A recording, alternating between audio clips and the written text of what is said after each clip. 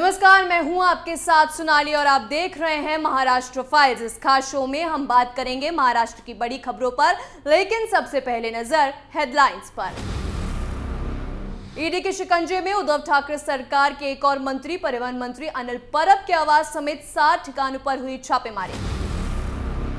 शिवसेना नेता विकास गोगावले का बड़ा बयान, बीजेपी नहीं एनसीपी कांग्रेस है हमारी असली दुश्मन। अमरावती सांसद नवनीत राणा को फोन पर मिली जान से मारने की धमकी, दिल्ली पुलिस ने दर्ज की एफआईआर। महाराष्ट्र बीजेपी अध्यक्ष चंद्रकांत पाटिल का विवादित बयान, एनसीपी नेता सुप्रिया सुले को लेकर बोले पाटिल, कहा राजनीति नहीं आती तो घर जाकर बनाइए खाना। महाराष्ट्र को लेकर एक आरटीआई से हुआ चौंकाने वाला खुलासा, प्रदेश में खाली है करीब 2.44 लाख पद, पीडब्ल्यूडी और गृह विभाग में सबसे ज्यादा पद रिक्त। सुर्खियों के बाद अब रुक कर लेते हैं खबरों की ओर। तो आज हम खबरों की शुरुआत करेंगे महाराष्ट्र सरकार के एक मंत्री से जो अब ईडी के शिकंजे में फंस गए हैं। मंत्री जी का नाम है अनिल परब, जो शिवसेना के नेता और उद्धव सरकार में परिवहन मंत्री हैं, जिन पर करोड़ों के रुपए की रिश्वत लेने का आरोप लगा है। दरअसल महाराष्ट्र में ईडी की कई जगहों पर छापेमारी चल रही है। अनिल परब के खिलाफ करोड़ों रुपए की रिश्वत लेने का आरोप है। ईडी ने इसी मामले में 7 ठिकानों पर एक साथ छापेमारी शुरू की है। महाराष्ट्र सरकार के मंत्री के खिलाफ ईडी ने मनी लॉन्ड्रिंग के तहत मामला दर्ज किया था, जिसके बाद अब पुणे और मुंबई में ये कार्रवाई चल रही है। शिवसेना नेता अनिल परब के खिलाफ अंबानी बम धमकी मामले में गिरफ्तार मुंबई पुलिस के पूर्व एपीआई सचिन वाजे ने कई आरोप लगाए, जिसमें सबसे बड़ा आरोप यह था कि अनिल परब कई मामलों में करोड़ों की रिश्वत लिया करते थे। उनके खिलाफ करीब 50 करोड़ रुपए की वसूली के आरोप लगाए गए। वहीं बताया गया कि वो ट्रांसफर पोस्टिंग को लेकर भी लगातार वसूली कर रहे थे। ईडी की कार्रवाई दापोली में 2017 में परब के 1 करोड़ रुपए के एक जमीन की खरीद संबंधी आरोपों से जुड़ी है।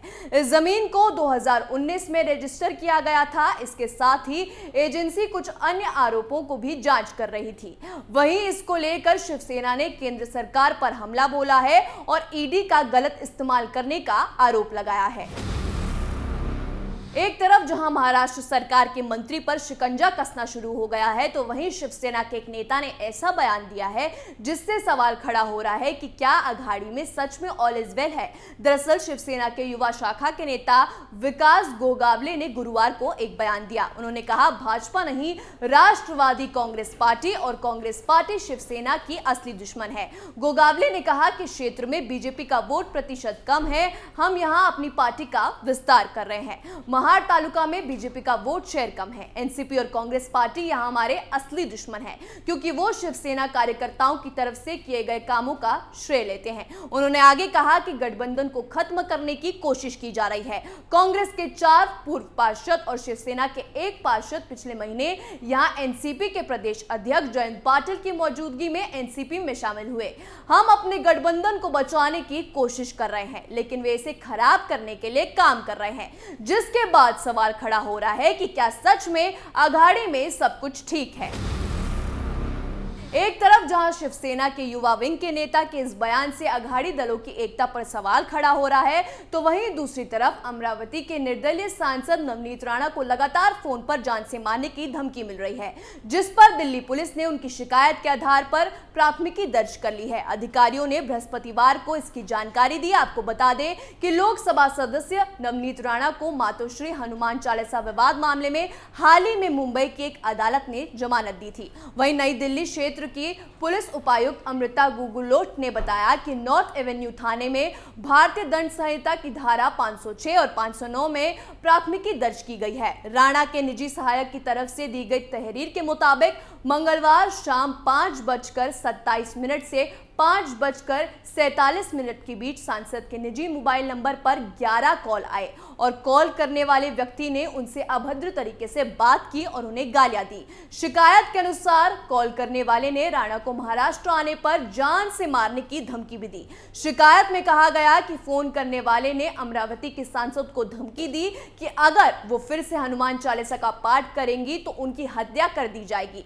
दरअसल अप्रैल में नवनीत राणा और उनके विधायक पति रवि राणा ने महाराष्ट्र के मुख्यमंत्री उद्धव ठाकरे के निजी आवास मातोश्री के बाहर हनुमान चालीसा का पाठ करने की घोषणा की थी, जिसे लेकर काफी विवाद हुआ था। शिव सैनिकों के प्रदर्शन के बाद इसी सिलसिले में मुंबई पुलिस ने पति पत्नी के खिलाफ राजद्रोह तथा अन्य आरोपों के तहत एफआईआर दर्ज कर उन्हें गिरफ्तार कर लिया था। वहीं नवनीत राणा और उनके विधायक पति रवि राणा 28 मई को नागपुर पहुंचेंगे और वहां से अमरावती जाएंगे। शहर पहुंचने पर उनका स्वागत करने के लिए नागपुर में शक्ति प्रदर्शन का आयोजन किया गया है।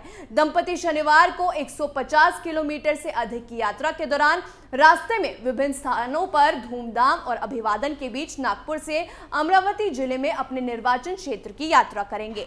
उनके युवा स्वाभिमानी पक्ष ने हवाई अड्डे पर भव्य स्वागत करने की योजना बनाई है। राणा दंपति आगमन के तुरंत बाद नागपुर के एक हनुमान मंदिर में हनुमान चालीसा के पाठ में शामिल होंगे। वहां से वे सड़क मार्ग से अमरावती के लिए रवाना हो जाएंगे। साथ ही निर्वाचन क्षेत्र में भव्य समारोह के बीच विभिन्न चौकों पर उनका स्वागत किया जाएगा। अमरावती सांसद नवनीत राणा को जहां जान से मारने की धमकी मिली है, तो वहीं महाराष्ट्र बीजेपी के प्रदेश अध्यक्ष चंद्रकांत पाटिल ने एनसीपी के नेता सुप्रिया सुले को लेकर एक बयान दिया है, जिसको लेकर शिवसेना और एनसीपी ने उन पर हमला तेज कर दिया है। पाटिल के बयान को लेकर सुप्रिया सुले के पति सदानंद सुले ने बीजेपी नेता पर निशाना साधा है और पार्टी को स्त्री विरोधी बताया है। बता दें कि महाराष्ट्र में नौकरियां और शिक्षा में ओबीसी के लिए आरक्षण को लेकर दोनों पार्टियों के बीच विवाद जारी है। इसी कड़ी में बीजेपी नेता ने टिप्पणी की है।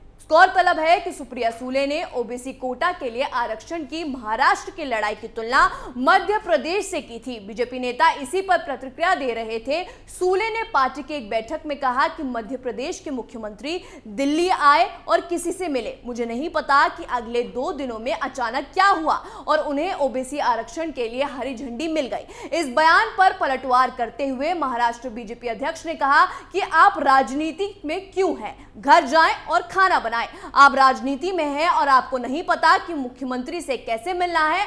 आप दिल्ली जाओ या नर्क में जाओ या कहीं भी, लेकिन आरक्षण दो। बीजेपी नेता के इस बयान पर पलटवार करते हुए सुप्रिया सुले के पति सदानंद सुले ने ट्वीट करके कहा कि मुझे अपनी पत्नी पर गर्व है, जो एक गृहिणी है, मां और एक सफल राजनेता है। वो भारत की कई अन्य मेहनती और प्रतिभाशाली महिलाओं में से एक है। ये बयान सभी महिलाओं का अपमान है।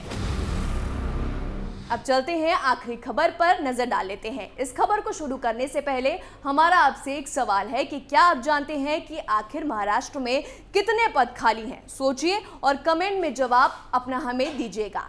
दरअसल हमारी ये पूरी खबर इसी पर है। आपको बता दें कि महाराष्ट्र के एक आरटीआई कार्यकर्ता अनिल गलगली ने एक आरटीआई डाली थी, जिसमें उन्होंने सवाल किया था कि महाराष्ट्र सरकार के अंडर कुल कितने पदों पर नियुक्तियां हो सकती हैं और कितने पद इस समय खाली हैं, जिसके जवाब में सामने आया कि महाराष्ट्र के 29 सरकारी विभागों और जिला परिषद में कुल 10,70,840 पदों पर नियुक्तियां की इजाजत है। इनमें से 8,26,435 भरे हैं और 2,44,405 पद खाली पड़े हैं। जी हां, सही सुना आपने, महाराष्ट्र में 2,44,405 सरकारी पद खाली पड़े हैं, जिन पर भर्तियां होनी है। लेकिन महाराष्ट्र की आघाड़ी सरकार खुद पैसे कमाने में बिजी है, जनता को लूटने में, विरोधियों पर राजद्रोह लगवाने में बिजी है। इसलिए सरकार को यह ध्यान ही नहीं रहता कि महाराष्ट्र में इतने ज्यादा पद खाली है। आपको बता दें कि सामान्य प्रशासन विभाग की तरफ से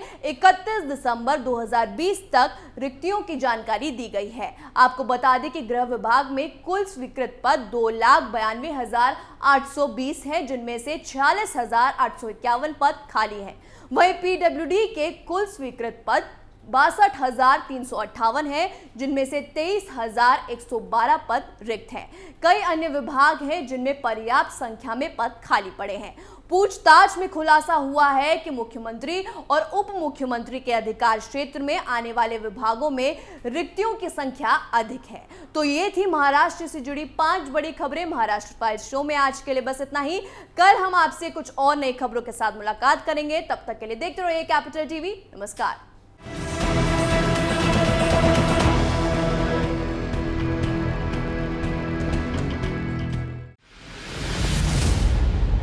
मैं राजनीति करता नहीं, पर राजनीति को बहुत गहरे तक समझता हूं। मैं लोगों के बीच रहता हूं, लोगों के मन को अच्छे से जानता हूं।